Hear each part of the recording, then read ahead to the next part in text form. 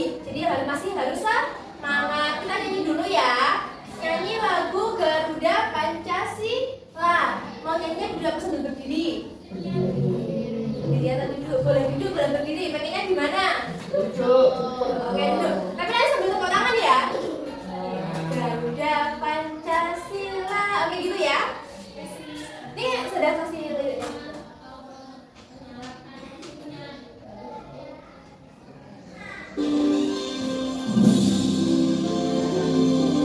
Jangan lupa tepuk tangannya.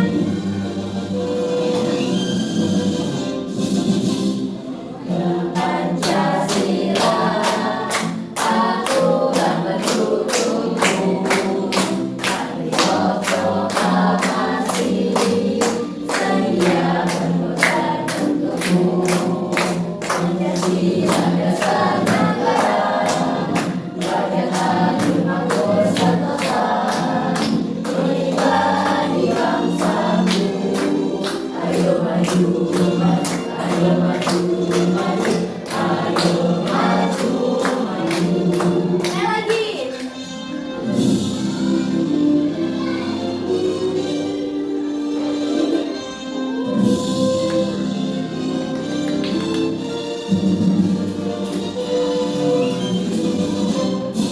Ya semangat.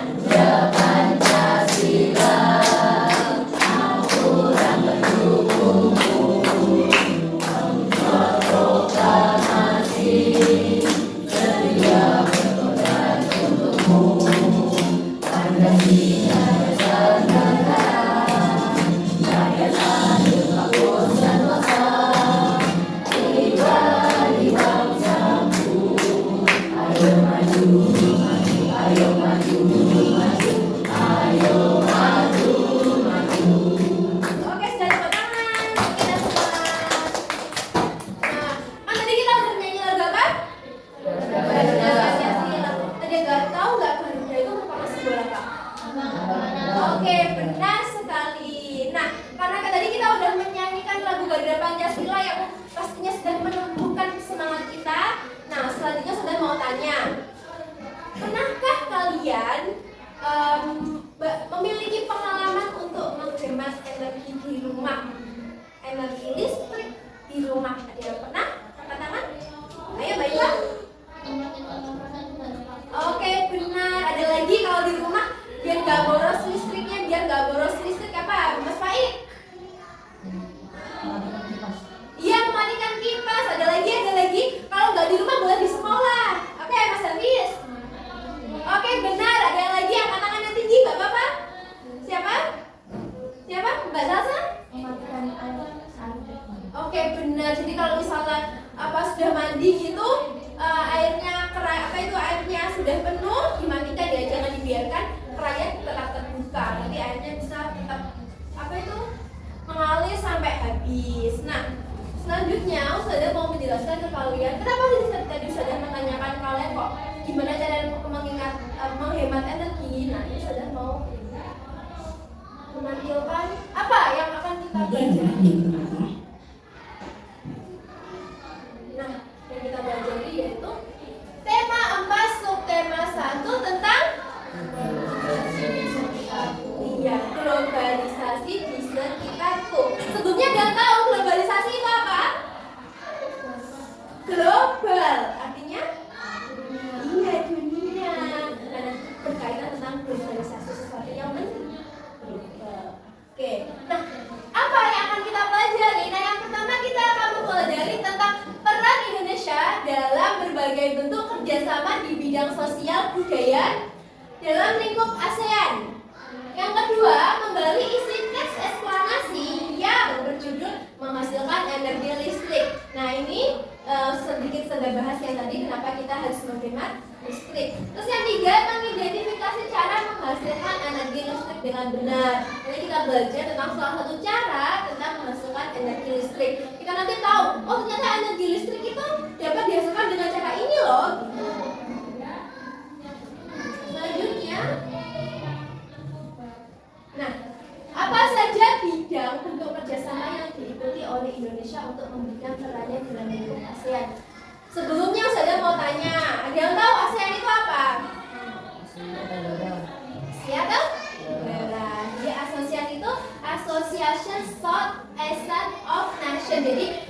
salah satu lingkup kerjasama di negara Asia Tenggara. Nah, dalam lingkup kerjasamanya ada yang tahu di bidang apa aja? Di bidang pendidikan, sosial budaya. Jadi mereka saling bekerja sama untuk bersama mengembangkan pendidikan di negara-negara yang terlibat dalam ASEAN. Nah, sebelum kita pelajari materi yang pertama ini, sebelum nanti Ustazah akan tayangkan video. Nah, Ustazah harap kalian bisa menyimak dengan baik videonya dan mengambil hal-hal yang positif, hal-hal yang baik nanti kita terapkan dalam kehidupan sehari-hari kita. Karena dalam sebuah pembelajaran selalu ada yang kita ambil, selalu ada manfaatnya. Nah, untuk mengetahui peran Indonesia dalam lingkup ASEAN, kita akan memperhatikan video ini. Peran Indonesia dalam ASEAN. Tentu kalian tahu kan, Indonesia termasuk negara yang terletak di Asia Tenggara. Negara-negara di Asia Tenggara memiliki sebuah organisasi loh yang bernama ASEAN. ASEAN adalah singkatan dari Association of Southeast Asian Nations, yang artinya Perhimpunan Bangsa-Bangsa Asia Tenggara atau Perbana. ASEAN didirikan pada tanggal 8 Agustus 1967 di Bangkok, Thailand oleh 6 negara pendiri. Menteri Luar Negeri dari kelima negara yang tetap diperhatikan ya videonya. Ada Malik dari Indonesia, Tun Abdul Razak dari Malaysia, Kanan Foman dari Taiwan, Narciso Ramos dari Filipina, dan Eka Ratnam dari Singapura. Selanjutnya, 6 negara lain juga ikut bergabung menjadi anggota ASEAN, yaitu Brunei Darussalam, Vietnam, Laos, Myanmar, Kamboja, dan yang baru saja bergabung pada tahun 2022 ini adalah Timor Leste, sehingga total anggota ASEAN saat ini adalah 11 negara. Organisasi ASEAN memiliki lambang sebagai berikut. Lambang ASEAN menggunakan batang padi karena mayoritas penduduk ASEAN menjadikan padi sebagai makanan pokok dan hasil pertanian utama. Setiap warna pada lambang ASEAN juga memiliki makna tersendiri. Kuning melambangkan kemakmuran dan kesejahteraan, merah melambangkan sikap berani dan dinamis, biru melambangkan perdamaian dan keamanan, sedangkan putih melambangkan kesucian. Pada era 1990-an, masih rawan terjadinya konflik antar negara. Kondisi tersebut dikhawatirkan dapat mengganggu stabilitas dan menghambat pembangunan di kawasan Asia Tenggara. Oleh karena itu, dibentuklah ASEAN yang bertujuan untuk menciptakan kawasan Asia Tenggara yang damai, aman, stabil, dan sejahtera. Untuk mencapai tujuan ASEAN, negara-negara anggota ASEAN melakukan kerjasama dalam berbagai bidang. Dalam bidang ekonomi, ASEAN membuat kesepakatan pembentukan kawasan perdagangan luas atau AFTA yang bertujuan untuk menciptakan pasar tunggal dan produksi berbasis internasional serta meningkatkan investasi. ASEAN juga membentuk proyek industri bersama seperti mendirikan pabrik pupuk urea di Aceh dan Malaysia dan pabrik diesel di Singapura. Dalam bidang pertahanan dan keamanan, antar negara ASEAN sering berpatroli bersama. Misalnya Indonesia dan Malaysia yang melakukan patroli laut bersama di wilayah Selat Malaka dan daerah perbatasan. Hal ini bertujuan untuk mencegah gangguan keamanan dan keselamatan laut, seperti pembajakan yang merupakan penyelundupan, kerusakan ekosistem laut, penangkapan ikan ilegal, dan imigran ilegal. Dalam bidang pendidikan, misalnya dengan mengadakan ASEAN Council of Teachers Convention atau ACT, yang bertujuan untuk meningkatkan kualitas guru-guru di ASEAN. Beberapa negara di ASEAN juga menawarkan beasiswa dan program pertukaran pelajar di berbagai bidang keilmuan, seperti pendidikan kedokteran, bahasa, dan seni. Dalam bidang olahraga, ASEAN menyelenggarakan beberapa kompetisi, misalnya SEA Games untuk kompetisi berbagai cabang olahraga, Jadi SEA Games yang sering kali kita kompetisi lihat di khusus TV, dan Piala AFF itu juga merupakan salah satu kerjasama dalam bidang olahraga Kerjasama di ASEAN di bidang sosial ASEAN. adalah dengan memberikan bantuan kepada negara yang terdampak bencana, baik berupa makanan, pakaian, maupun Nah, ini contoh obat-obatan. bantuannya kayak kemarin ada kejadian di mana? Melihat kondisi kawasan Asia Tenggara yang rawan terhadap bencana Di Palestina. seperti gempa bumi, Nah, badai, dan lalu Palestina itu bukan merupakan negara dalam bentuk ASEAN, tapi anggota ASEAN itu mengumpulkan bantuan untuk membantu si negara Palestina. Kerjasama dalam bidang teknologi adalah merancang pembangunan jaringan kota cerdas ASEAN atau ASCN yang dipelopori oleh Singapura. 3 kota dari Indonesia yaitu Jakarta, Banyuwangi, dan Makassar diikutsertakan dalam program tersebut. Setiap anggota ASEAN termasuk Indonesia selalu berkomitmen untuk berperan aktif dalam organisasi ASEAN. Peran Indonesia dalam ASEAN adalah sebagai berikut. Seperti yang sudah dibahas di awal, Indonesia menjadi salah satu penggagas lahirnya ASEAN. Visi Indonesia adalah membuat kawasan Asia Tenggara mampu berdiri di atas kaki sendiri dan mempertahankan diri dari pengaruh negatif. Indonesia menjadi penyelenggara konferensi tingkat tinggi atau KTT ASEAN pertama yang dilaksanakan pada 23 sampai 24 Februari 1976. Dalam KTT tersebut terdapat kesepakatan tentang pembentukan sekretariat ASEAN yang berpusat di Jakarta. Indonesia juga pernah berperan sebagai perantara konflik antara Kamboja dan Vietnam. Untuk mempertemukan kedua pihak, Indonesia membentuk Jakarta Informasi atau JIM. Dalam upaya mengatasi kejahatan, kekerasan, dan konflik di ASEAN, Indonesia memberikan gagasan untuk membentuk Komunitas Keamanan ASEAN atau KSC. Dalam bidang olahraga, Indonesia pernah menjadi tuan rumah untuk SEA Games, ASEAN Para Games, dan Piala AFF. Terakhir, sebagai negara dengan mayoritas muslim terbanyak di kawasan ASEAN, Indonesia turut membangun kerjasama dengan Singapura, Malaysia, dan Brunei Darussalam dalam penanganan dan produksi makanan daging yang halal. Salah satu tujuan program ini adalah mempermudah wisatawan muslim menemukan makanan halal saat berwisata di negara-negara Asia Tenggara. Bagaimana teman-teman? Nah, jadi itu adalah video singkat tentang ASEAN, tentang peran Indonesia dalam kerjasama di berbagai bidang ya. Jadi tadi ada bidang apa aja? Coba sebutkan. Olahraga, terus ekonomi, pangan, untuk yang halal tadi, terus apa lagi? Teknologi, terus sosial budaya tidak? Ada. Dari berbagai bidang yang telah disebutkan di video ini, menurut kalian yang paling menarik itu bidang mana? Teknologi. Kalau Mas Javi, menurut Mas Javi yang menarik yang mana? Olahraga. Olahraga, sosial budaya atau olahraga? Mas Javi kan biasanya kayak suka banget sama budaya nih. Lebih ke budaya atau olahraga? 50-50, jadi dua-duanya boleh. Nah, jadi ada satu hal yang menarik, itu Indonesia itu juga merupakan pendiri ASEAN. Itu yang namanya Bapak Adam Malik itu merupakan salah satu pendiri ASEAN. Jadi yang mendirikan organisasi yang bernama ASEAN itu Bapak Adam Malik dari Indonesia. Tadi berapa pendirinya ASEAN?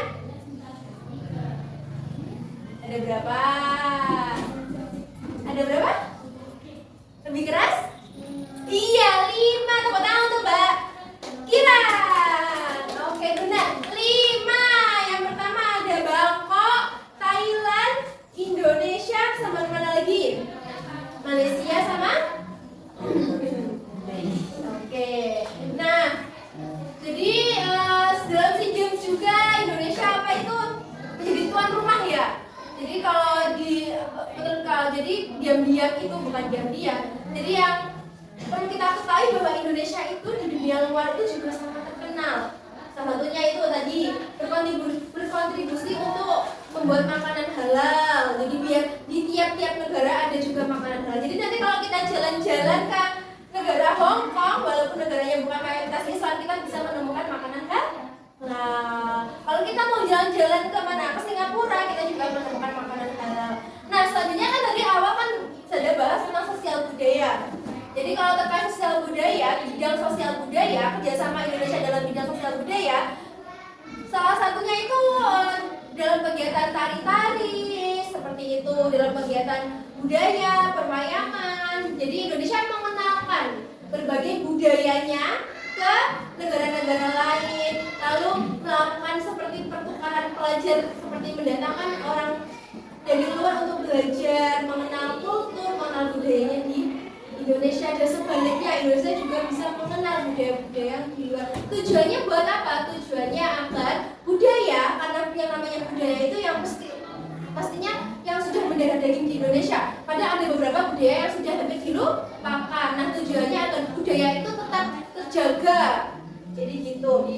Nah, ada yang mau ditanyakan nggak setelah melihat video ini? Tidak ada yang ditanyakan? Kalau tidak ada yang ditanyakan, tadi Ustazah bagikan bahan ajar tema apa, subtema 1 tentang yang kita bahas hari ini. Nah, kalian bisa membaca-bacanya.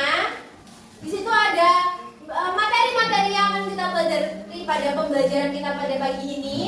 Nah, selanjutnya akan saya bagikan, karena tadi kita sudah membahas tentang kerjasama Indonesia dalam bidang sosial budaya di ASEAN ya.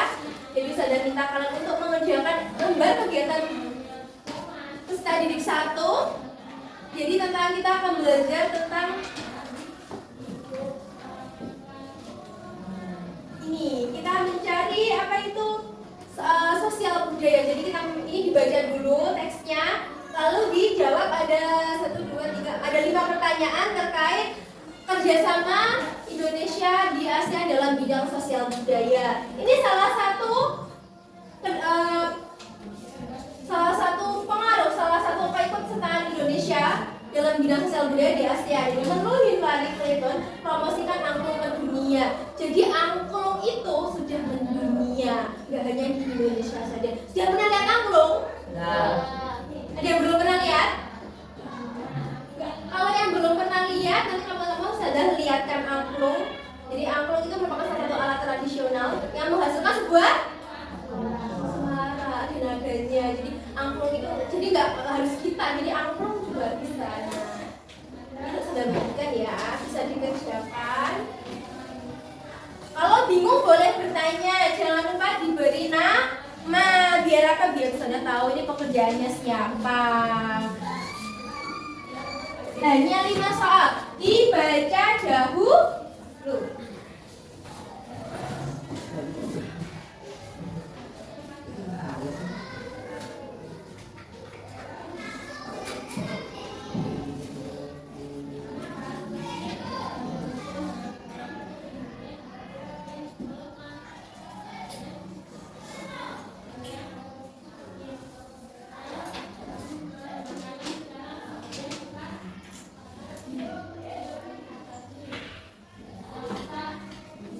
Boleh dibaca soalnya dahulu boleh, lalu bacaannya boleh. Mengerjakannya jangan ngasal, diperhatikan baik-baik. Kalau bingung bertanya, apa bertanya.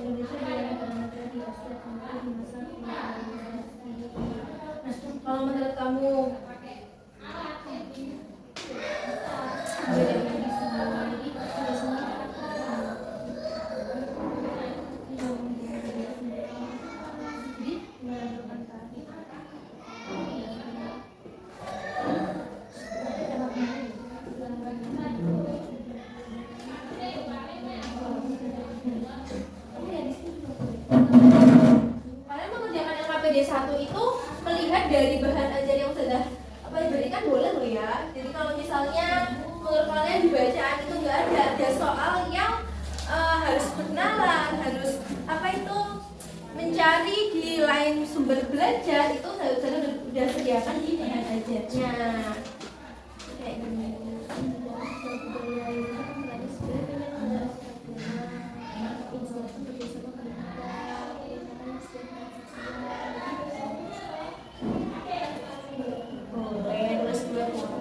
Minimal menyebutkan, kalau disuruh menyebutkan minimal menyebutkan.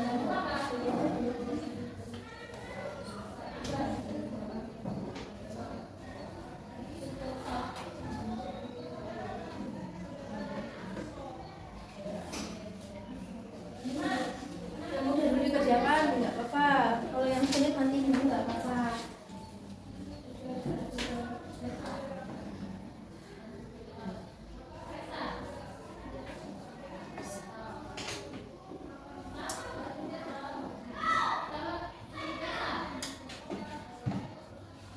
Sudah selesai Mas Hafiz?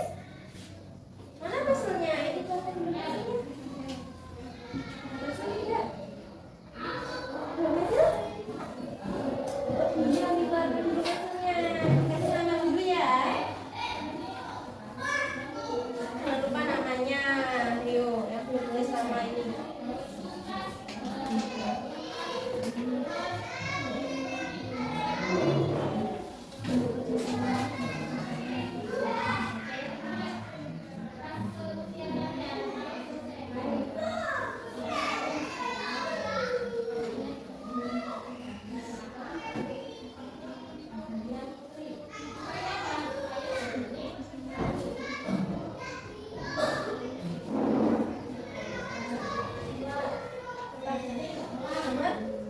Nomor 5, sebutkan peran Indonesia dalam hubungan kerjasama dengan negara di Asia Tenggara di bidang sosial budaya. Jadi kamu sebutkan peran Indonesia. Tadi di salah satunya ini mempromosikan angklung ke dunia, alias memperkenalkan alat musik angklung ke dunia. Terus apa lagi? Ini di bahan ajar juga ada penyelenggara acara regional seperti itu.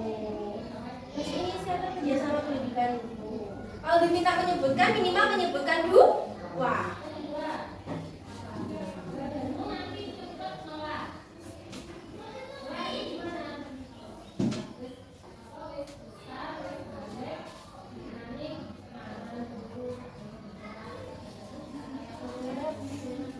Bagaimana Indonesia dalam kerjasama tersebut? Nah ini disebutkan dalam ini udah kamu sebutkan toh kerjasamanya apa aja, bentuk kerjasamanya ini kamu sebutkan perannya dalam bentuk ini apa, disebutkan 1 atau 2 dan kalau ini berapa.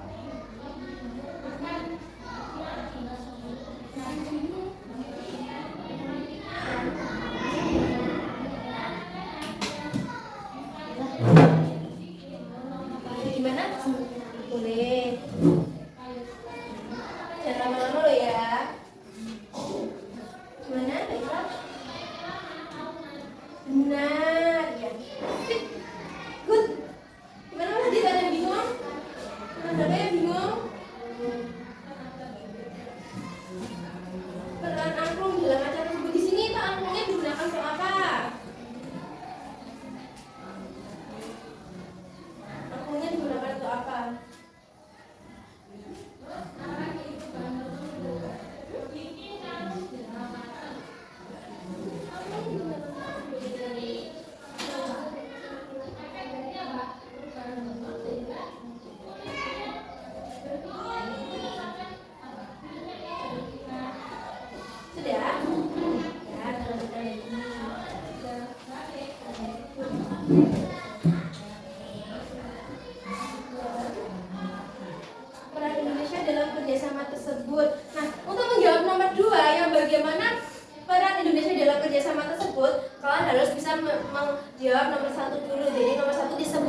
bentuk kerjasama Indonesia dengan negara-negara Asia Tenggara itu apa aja? Seperti yang di video tadi sudah.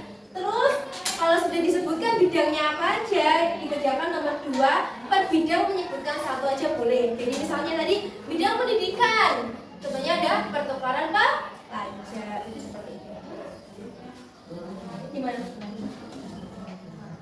Bukan ada ya bidangnya,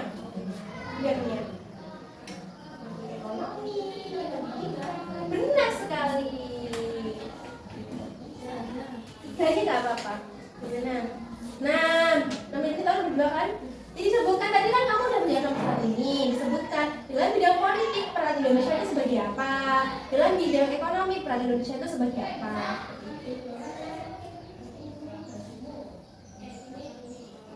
Gimana Mas Margin? Nomor? Masih bingung. Nomor 1 dulu ya. Nomor 1 kan bentuk kerjasama Indonesia dengan negara. Oke, semua diperhatikan. Dilihat nomor 1-nya dulu, kalau yang nomor 1 belum. Nomor 1 tuh soalnya bagaimana bentuk kerjasama Indonesia dengan negara-negara Asia Tenggara di masa globalisasi ini. Nah, kalian sebutkan bentuk kerjasama. Bentuk kerjasamanya dalam bidang apa saja disebutkan. Minimal 2 bidang. Sudah kan menyebutkan bidangnya saja. Terus dikerjakan yang nomor 2 terkait bagaimana peran Indonesia dalam kerjasama tersebut. Yang dimaksud kerjasama tersebut itu kerjasama yang kalian sebutkan di nomor 1. Jadi tadi nomor 1 ini saya menyebutkan bidang pendidikan. Kalian sebutkan di nomor 2. Pendidikan sama dengan melakukan pertukaran pelajar. Jadi pertukaran pelajar itu salah satu peran Indonesia dalam kerjasama Asia Tenggara. Paham? Benar sekali.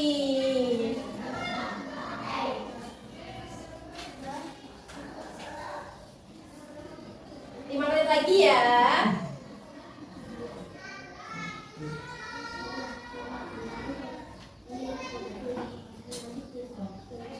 Benar sekali. Good. Jadi bisa? Boleh. Satu aja nggak apa-apa. Tiap bidangnya 1 nggak apa-apa. Apanya? Peran atau bentuk kerjasamanya? Kalian udah kamu sebutkan bentuk kerjasamanya. Perannya apa dalam bidang politik? Ini perannya.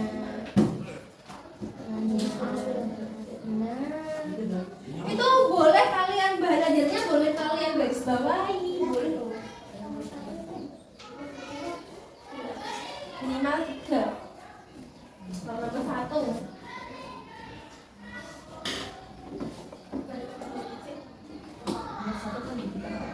Apa? Boleh.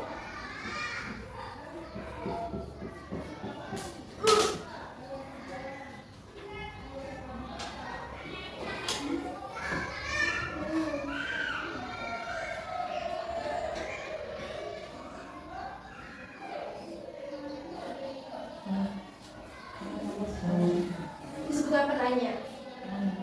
Ya, perannya. Peran itu maksudnya apa?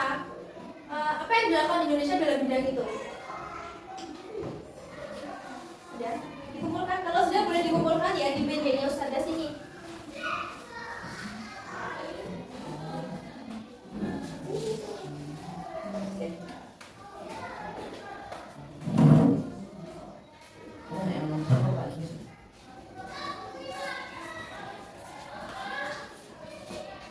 Iya, betul.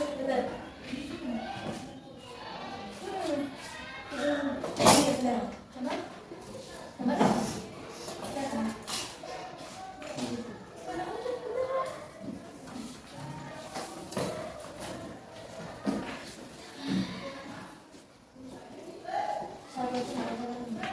Iya. Nah, sudah selesai mengerjakannya ya. 3 menit lagi.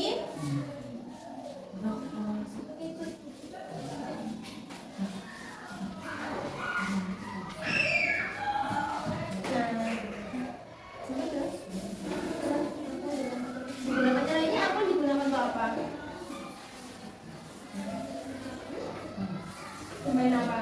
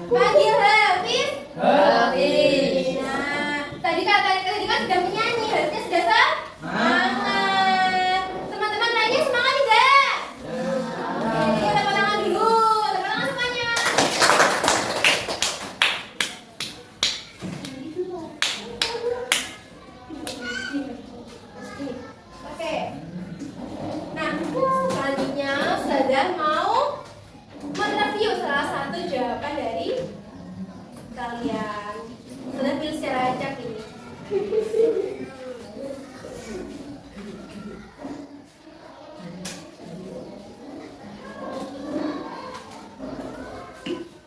Nah, saudara mau ini punya dari salah satu teman kamu.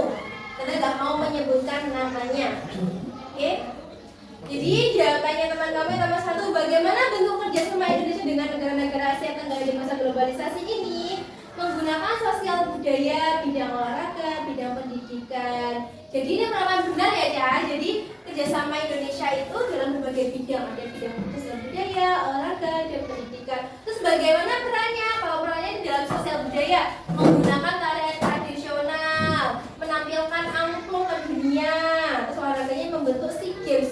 Lebih tepatnya ini sebagai tuan rumah SEA Games. Indonesia kan sebagai tuan rumah kan pernah kan ya dalam pendidikan, pertukaran belajar, beasiswa seperti itu. Terus bagaimana peran angklung dalam acara tersebut? Angklung tadi ini dalam acara menu Hillary Clinton promosikan angklung ke dunia. Ini angklung digunakan sebagai alat musik tradisionalnya ditampilkan ya dalam acara makan apa ini? Acara ya pertemuan ke-44 Menteri Luar Negeri ASEAN. Jadi angklungnya itu ditampilkan. Terus tamu undangannya gimana? Suka apa tidak? Ya terpukau gitu ya. Lalu mereka dihadiahi angklung sebagai apa? Cindera mata tanpa souvenir, oleh-oleh.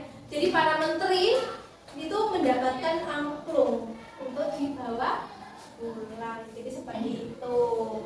Nah, jadi telah kita ketahui bahwa peran Indonesia terutama dalam bidang sosial budaya di ASEAN itu sangat penting. Karena tadi Indonesia kan juga pendirinya ya, dan itu sangat penting. Nah, maka dari itu kan tadi kita sudah belajar terkait peran Indonesia dalam bidang sosial budaya sangat penting ya. Nah, ada loh di sekitar kehidupan kita itu yang sangat penting. Kalau kita bingung, kalau itu nggak ada, mesti kita bingung. Kalau misal itu bilang, mesti kita bingung. Mau gimana ya ini? Ada yang tahu nggak apa? Apa bahasa San? Benar, listrik. Jadi kalau misalnya listriknya padam, semua rata-rata semuanya mesti ya listriknya padam, listriknya mati, piye HP ku gak cas, aku gak bisa nonton TV. Mestinya kayak gitu ya. Jadi sekarang itu sudah canggih, apa-apa mesti pakai listrik. Kalau listriknya padam, ya wifi-nya mati di rumah, listriknya padam, bu wifi-nya kok mati, listriknya padam, kita akhirnya gak bisa nge-game. Biasanya kayak gitu kan pengalaman kalian ya apa tidak? Nah, oke. Jadi kita sebelum belajar tentang listrik itu kan merupakan salah satu perkembangan teknologi yang ada di Indonesia. Dulu itu ada listrik apa tidak? Jadi lambat laun listrik mulai dari satu daerah ke daerah lain mulai ada. Tapi tetap ada loh di salah satu daerah Indonesia yang tidak memiliki listrik. Wow. Nah, ternyata banyak juga ya peran Indonesia dalam kerja sama ASEAN. Semoga setelah melakukan yani ingin berperan seperti atau ya sama ASEAN di Play Store.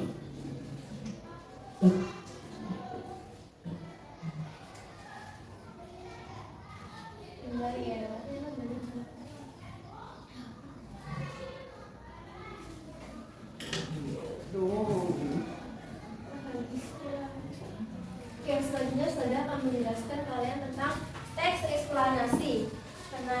Oke, silakan dibuka bahan apa itu tadi bahan ajarnya ya. Dibuka tentang teks eksplanasi. Jadi semua sudah dibuka dulu bahan ajarnya ini. Boleh dilipat seperti ini boleh. Oke, diperhatikan semuanya. Apa itu teks eksplanasi? Ada yang tahu teks eksplanasi itu apa?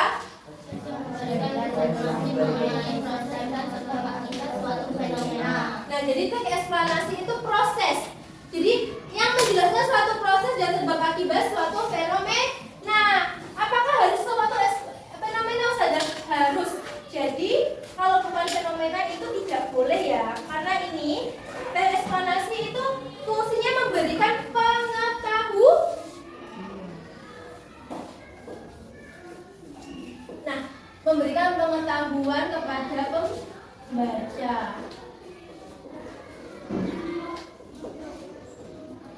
memberikan pengetahuan. Jadi ini harus berdasarkan fenomena ini. Ada yang tahu nggak fenomena apa aja dan apa? Sosial dan alam. Contohnya fenomena sosial itu apa? Tawuran. Terus apa lagi? Iya, kecelakaan. Apa? Lainnya. Oke, korupsi. Kalau yang alam, jadi disebabkan oleh alam. Apa ini?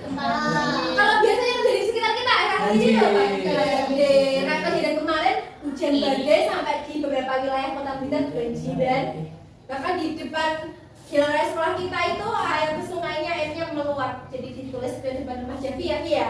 Nggak tahu. Jadi airnya di sana meluap sore itu karena saking derasnya ada petir juga. Nah, selain kan tadi itu fungsinya untuk memberikan pengetahuan tentang terjadinya suatu fenomena. Nah, lalu ciri-cirinya eksplanasi ini apa?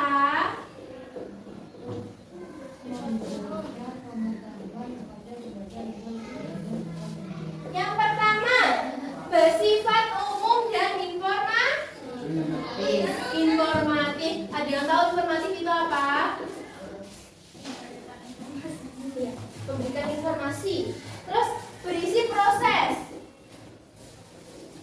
Setelah berisi proses, dia memiliki apa? Hubungan sebab akibat. Jadi kalau ada sebabnya mesti ada akibatnya.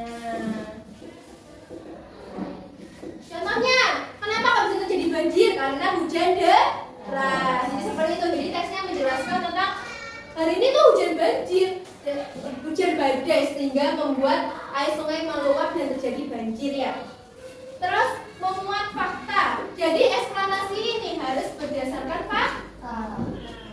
Ini penting. Ini semua itu penting. Jadi teks eksplanasi itu bersifat umum, menjelaskan tentang proses, menjelaskan hubungan sebab akibat dan memuat fakta. Paham? Nah, ada yang mau ditanyakan? Tidak. Nah, selanjutnya sudah berikan LKPD lagi. Tugasnya itu kamu baca teks eksplanasi ini, lalu mencari. Nah,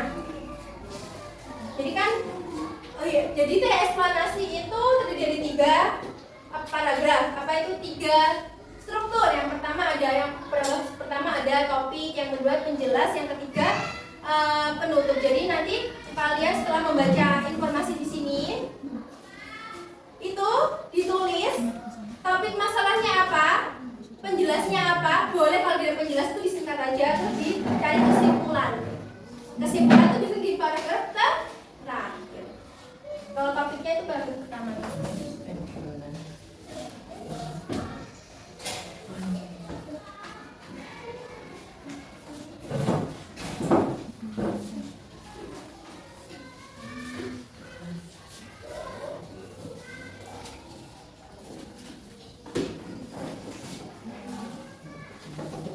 Jadi boleh dibaca dahulu, lalu dicari topik masalah apa yang dibicarakan dalam teks tersebut.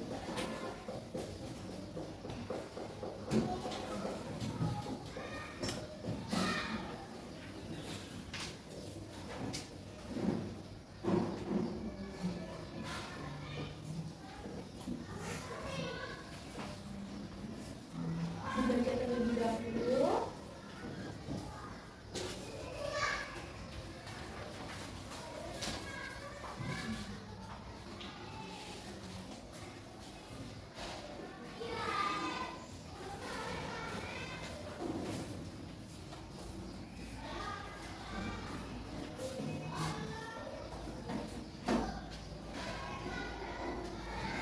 Negara.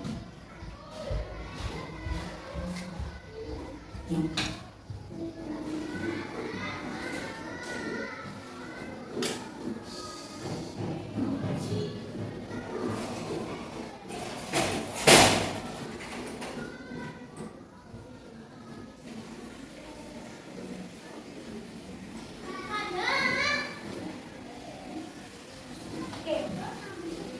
Gimana Mas Adit? Dicari dulu topik masalahnya itu apa.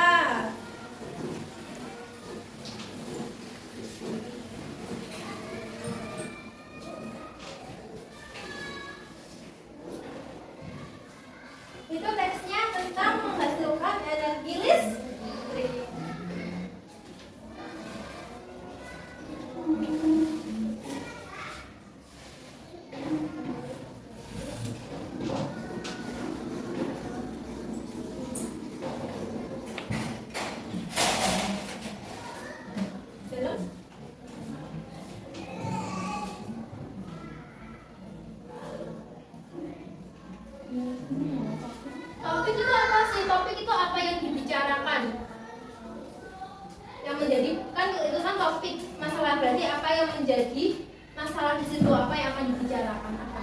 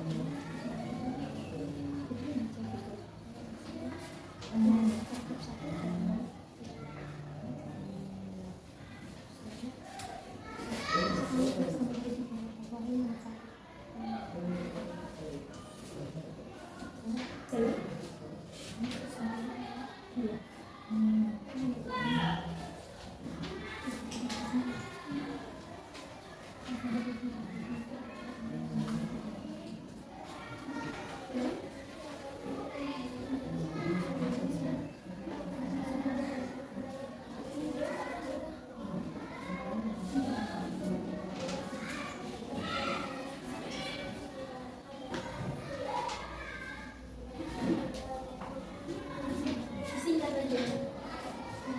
Ini intinya ide pokoknya apa?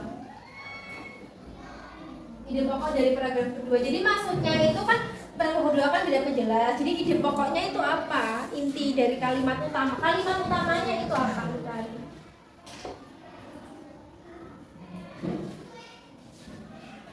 Jadi kan tadi teks eksplanasi itu ada strukturnya ada 3. Yang pertama menjelaskan topik dari permasalahan, itu bisa berisi sebab penyebabnya. Terus yang kedua dari penjelas, itu struktur yang kedua. Terus struktur ketiga itu kesimpulan dari penulis atau pendapatnya penulis terkait teks eksplanasi yang keduanya.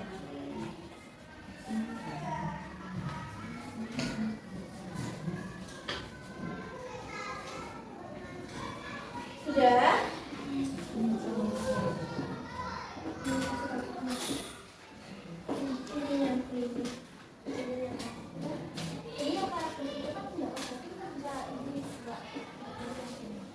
Itu semuanya harus dari ini harus dari berdasarkan teks eksplanasi ini.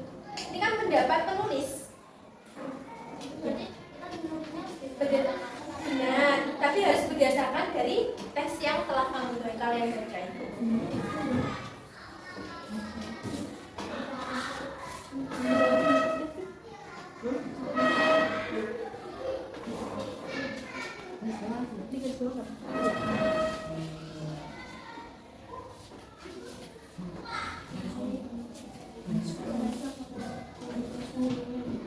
Inti dari pembicaraan itu ide pokok dari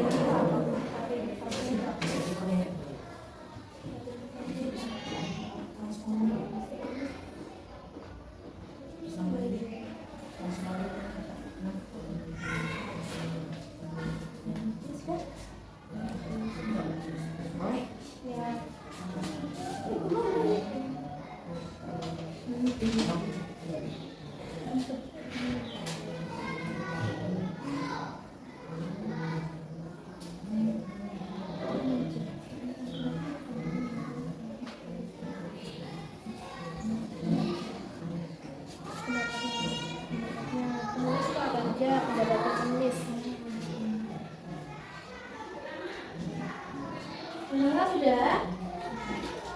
Mas Fadil sudah? 2 menit lagi ya.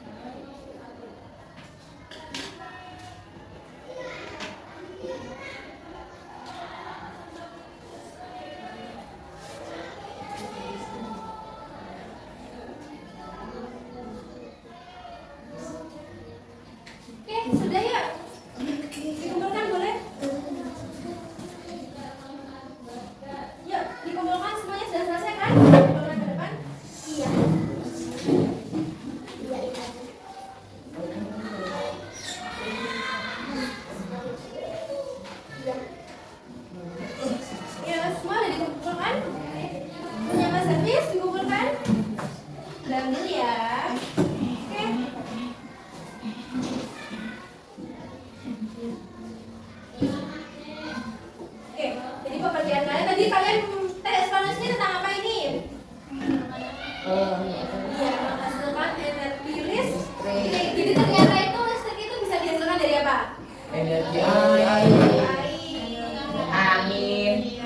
Jadi listrik itu bisa kita hasilkan, nggak tiba-tiba ada loh ya. Jadi karena beberapa alat jadi bisa dihasilkan. Nah, sekarang sudah minta Mas Javi untuk mempresentasikan hasil pengerjaan LKPD 2 ini. Ya silakan Mas Javi ke depan. Yang lainnya mendengarkan loh ya. Ya boleh. Dibaca. Menghasilkan energi listrik. Ya langsung aja. Listrik memiliki peran Langsung aja. globalisasi tidak dapat dipungkiri. Jawabanmu langsung aja. Yang dipresentasikan hasil pengerjaan kamu. Enak kecilkan ya itu. Iya, jadi Listrik memiliki peran penting di era globalisasi ini. itu termasuk apa? Jadi dijelaskan kan ini kan tadi kan LKPD 2 itu kan kalau diminta untuk mengerjakan. Nah, jadi kalian akan menyebutkan topik masalahnya, disebutkan dong, disampaikan ke teman-teman kamu. Menurut kamu topik masalahnya apa? Topik masalah dari ini itu apa? Yang kamu garis bawahi tadi apa? Topik masalahnya.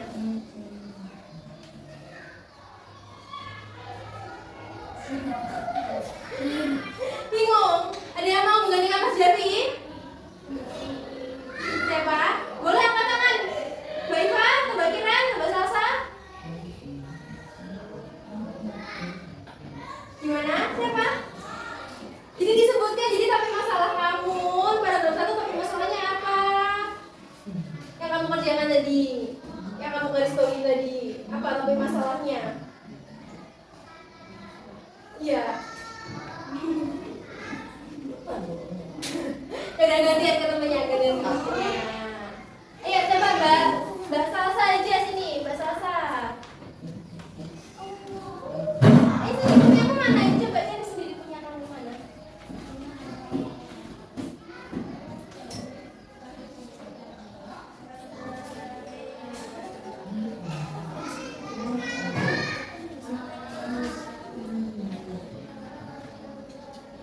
Ya, diperhatikan ya, didengarkan topik masalahnya.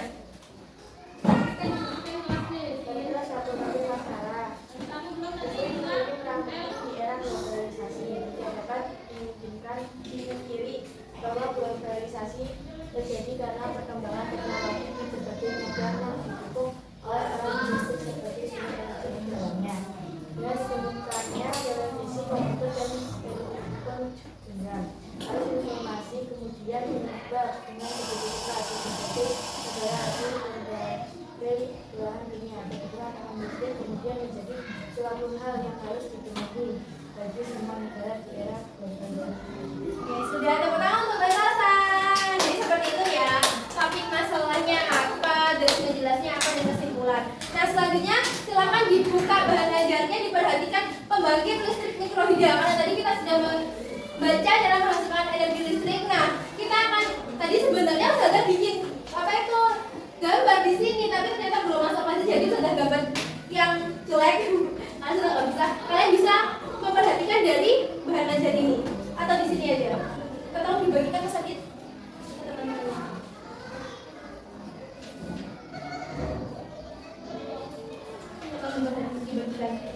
Jadi pembangkit listrik mikrohidro itu apa? Pembangkit listrik yang memanfaatkan energi potensial dan kinetik dari aliran air. Jadi ini menggunakan turbin atau menggunakan dinamo. Jadi ini tuh biasanya bisa digunakan di sawah-sawah. Segera Mas Adit. Nah, untuk gambar lebih jelasnya bisa kalian lihat di LKPD itu ya, LKPD 3 itu.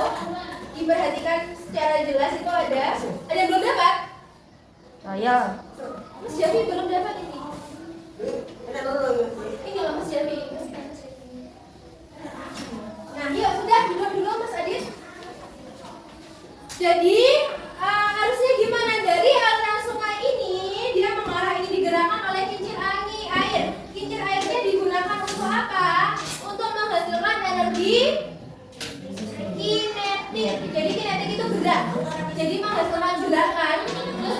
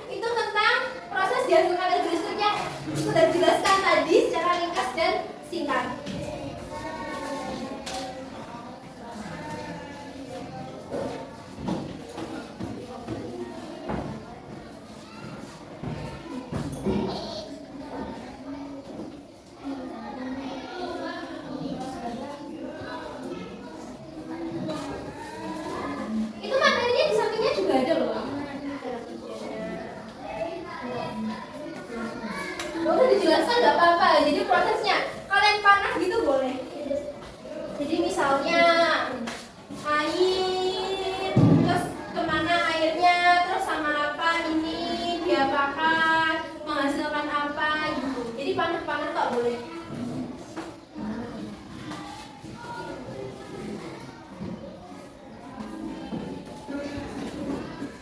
Halo.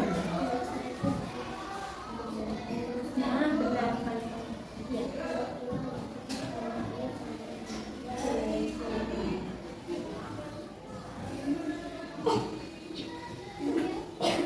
Nah, ya.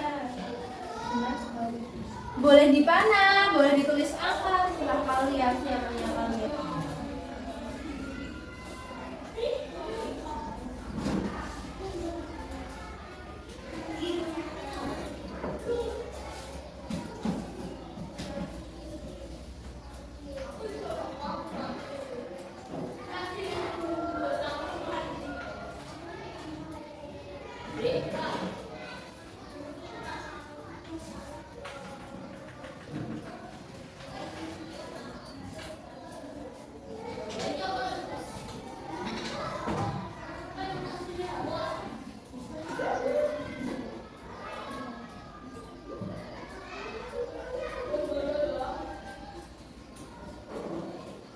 Sudah kasih waktu ya 3 menit lagi, jadi nggak boleh bermain, bercanda sama temennya atau melamun. Sudah, ikut dulu.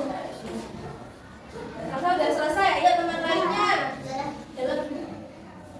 Ya, ikut pintar. Sudah kan yang beri 3 ini?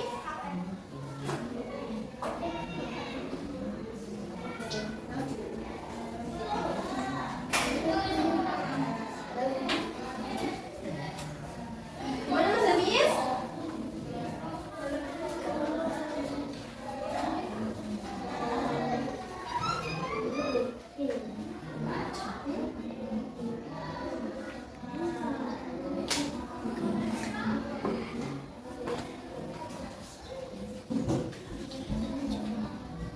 Aku mulus langsung buat. So reaksi kalian tambahin ikan berenang nggak apa-apa.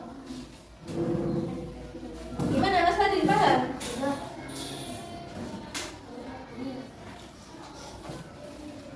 Boleh.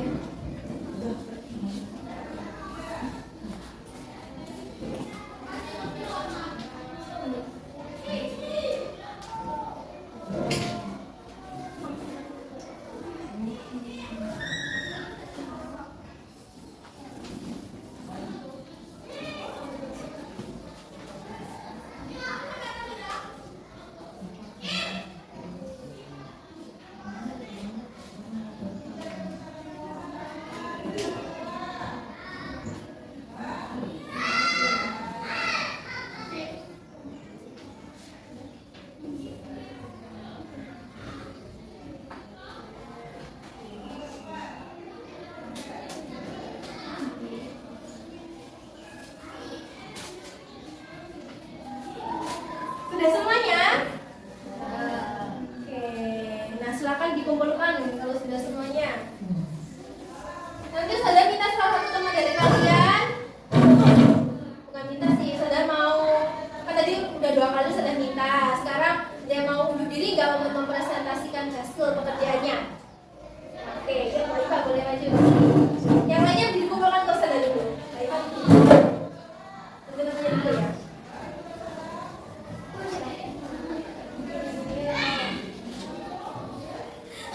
Jangan lupa ditulis sudah?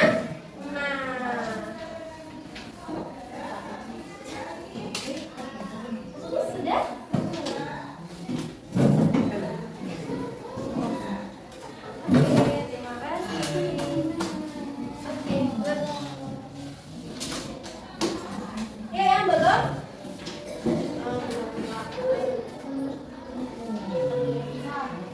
Oke, ya semuanya diperhatikan ke depan dulu. Kita menghargai Mbak Iva yang sudah berani dan percaya diri maju ke depan untuk mempresentasikan hasil pekerjaannya. Oke, boleh dikerja. Jadi, proses pengambilan sertifikat itu pertama-tama pengambilan air yang dialirkan dari sungai atau saluran irigasi. Lalu air dari intake itu seperti bangunan penangkap air. Itu disalurkan ke saluran sudah stabil dialirkan ke turbin melalui pipa pesat. Terus air bertekanan tinggi memutar belah-belah turbin. Jadi ini ada airnya ya Mbak Iva ya, airnya memutar turbin. Jadi tadi siapa yang memutar turbin? Air. Air. Terus Energi mekanik dari turbin diteruskan ke generator. ini generatornya. Lalu listrik yang dihasilkan oleh generator disalurkan ke jaringan listrik lokal untuk digunakan oleh masyarakat. Dan air yang sudah melalui turbin dialirkan kembali ke sungai atau saluran irigasi melalui saluran pembuangan dalam mencemari lingkungan. Tepuk tangan untuk teman kita Mbak Iva. Oke, terima kasih banyak yang sudah ucapkan untuk Mbak Iva karena sudah berani mempresentasikan dan maju ke depan. Itu sudah adil ya, nanti sudah nilai. Nah, jadi seperti presentasi Mbak Iva tadi yang sangat benar. Oke, airnya ini yang dari aliran sungai ini masuk ke sini, terus ada sekarang pembawa. Jadi ini tuh jadi aliran sungai itu dibuat saluran. Jadi nggak benar-benar sungai yang tiba-tiba dikasih turbin, enggak. Jadi ada salurannya ini yang dibuat kemiringannya 25 derajat. Lalu ada kincir air, kincir airnya itu digerakkan oleh siapa tadi? Si air ya. Jadi misalnya airnya deras ya kincir airnya semakin deras. Lalu ada pipa pesat atau penstop itu yang dialirkan ke turbin. Terus untuk meningkatkan tekanan air agar energi potensial berubah menjadi energi listrik. Jadi energi potensial dari air ini berubah menjadi energi kinetik, terus menghasilkan listrik. Jadi yang benar energi potensial berubah menjadi energi kinetik. Jadi menghasilkan gerak, terus disimpan di mana? Di generator untuk diubah menjadi energi listrik. Lalu di sistem transmisi di sini untuk disalurkan ke perumahan. Oke, sebelumnya tadi fungsinya pembangkit listrik tenaga mikrohidro itu apa fungsinya? Benar. Oh ya, ini airnya yang kebuang ini gimana kan? Ya, biasanya kalau biasanya itu ditaruh di sawah-sawah warga itu bisa. Jadi untuk irigasi itu apa? Pengairan. Jadi di sawah-sawah itu kan bisa pasti ada pengairan kan? Seharusnya fungsinya pembangkit listrik mikrohidro. Oke, alhamdulillahirobbilalamin sudah selesai materi kita. Nah, untuk penutup saya berikan asesmen formatif. Ada 10 soal, silakan dikerjakan dalam waktu selesai. 10 soal nanti kalau sudah silakan langsung dikumpulkan. Ini nggak boleh nyontek bahan ajar.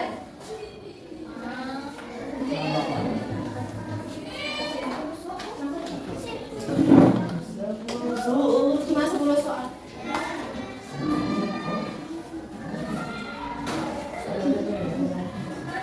Nanti kalau yang sudah selesai langsung dikumpulkan ya. Nggak boleh tanya temennya, apalagi nyontek temannya.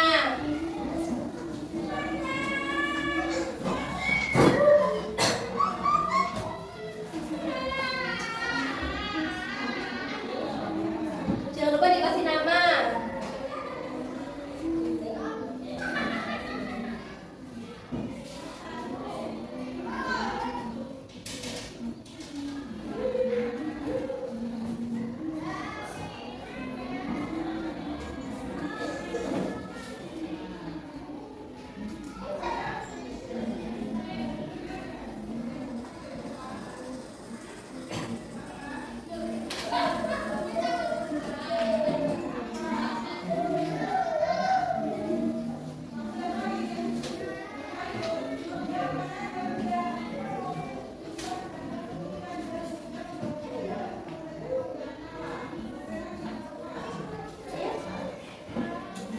Sudah dikumpulkan ke depan. Yang sudah langsung dikumpulkan ke depan. Nanti kalau yang pertama kali mengumpulkan harus sudah dapat kasih nilai plus. Udah kan soal-soalnya? Sekali. Udah sekali ke. Malas. Udah soalnya. Nilai plus. Nilai plus.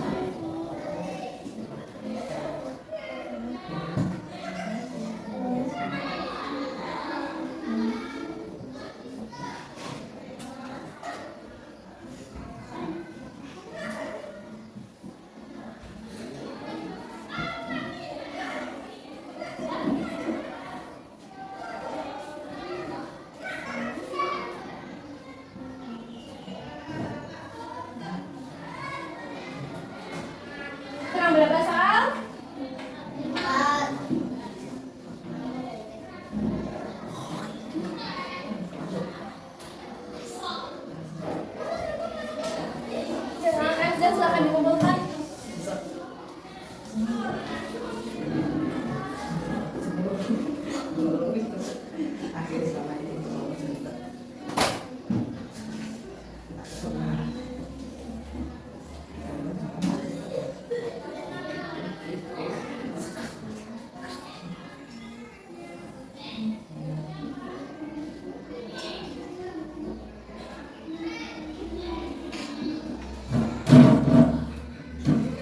Kenapa bahasa lagi?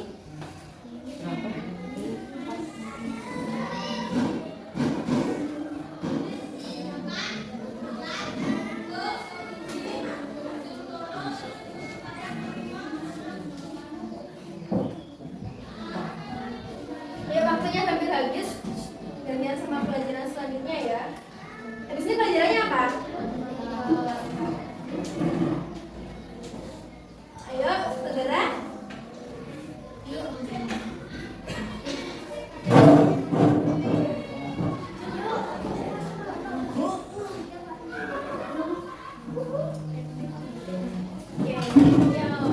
Udah semuanya ya? Oke, terima kasih banyak sudah sampaikan untuk kelas 6 siswa-siswi kelas 6 yang sudah mengerjakan tugas sudah dengan baik, yang mengumpulkan jawaban dengan tepat dan memperhatikan dan juga memperhatikan temannya presentasi. Gimana pelajaran hari ini, menyenangkan apa tidak? Yang paling